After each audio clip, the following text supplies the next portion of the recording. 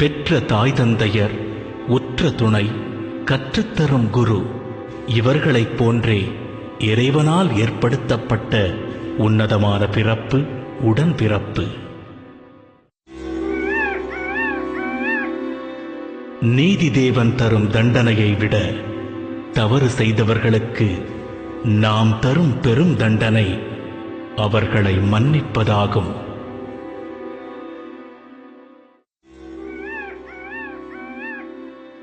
இன்னலில் இருப்பவர் பகைவராயினும் தன்னலம் பாராமல் நல்லது செய்பவர் மனிதரில் தெய்வமாய் போற்றப்படுவார்.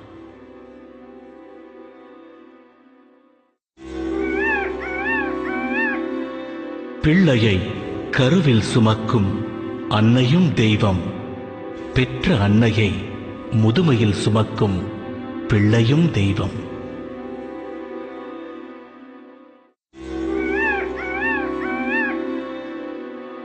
மனமுருகி இறைவனை வணங்குவது மட்டுமே தியானமல்ல, மனம் ஒருங்கிணைந்து அன்றாட வேலைகளில் ஈடுபடுதலும் ஒரு வகை தியானமே.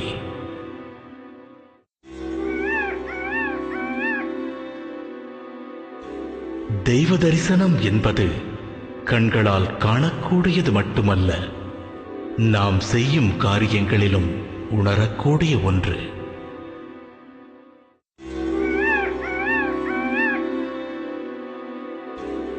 இறை பக்தி உனக்குள் வலுப்பெறும்போது உடல் மற்றும் உள்ளத்தின் நலமும் வலுப்பெறுகிறது என்று பொருள்.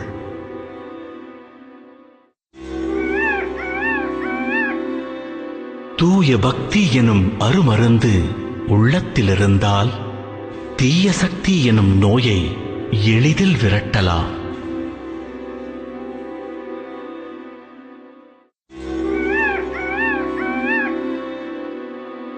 குருவினிடத்தில் பக்தியையும் பெரியவர்களிடத்தில் மரியாதையையும் குழந்தைகளுக்கு கற்றுக் கொடுப்பவரே சிறந்த தந்தையாவார்.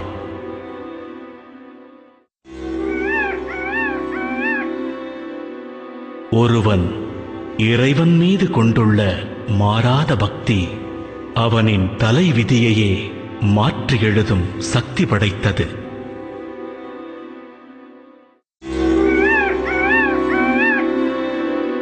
பிள்ளையின் கோபத்தை தணிக்க தாயும் கோபம் கொள்வது எரிகின்ற நெருப்பில் எண்ணெயை வார்ப்பதற்கு சமம்.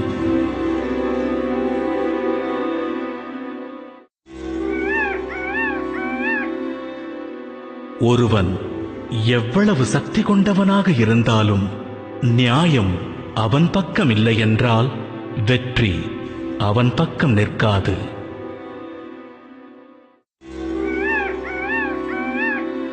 எல்லாம் உடையவன், ஏதும் இல்லாதவன், இவ்விருவரும் இறைவனின் படைப்பே.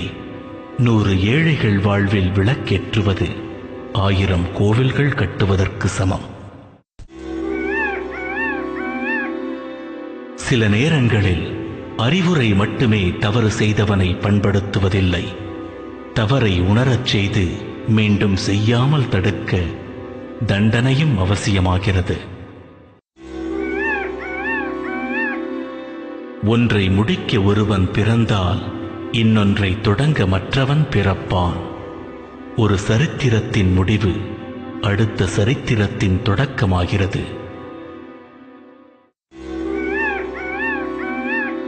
பூக்கள் பறிக்கப்படாமலே இருப்பது பூக்களுக்கு அழகல்ல.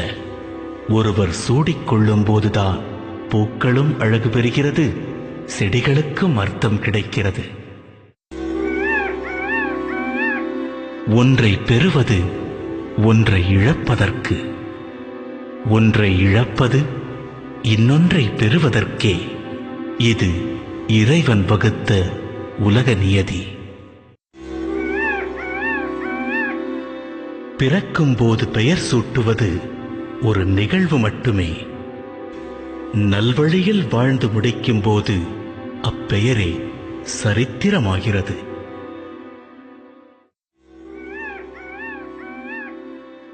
மலர்களை காப்பாற்ற செடியில் முட்களை படைத்ததும், தர்மத்தை காப்பாற்ற மனிதனில் அதர்மத்தை விதைத்ததும் இறைவனின் செயலே.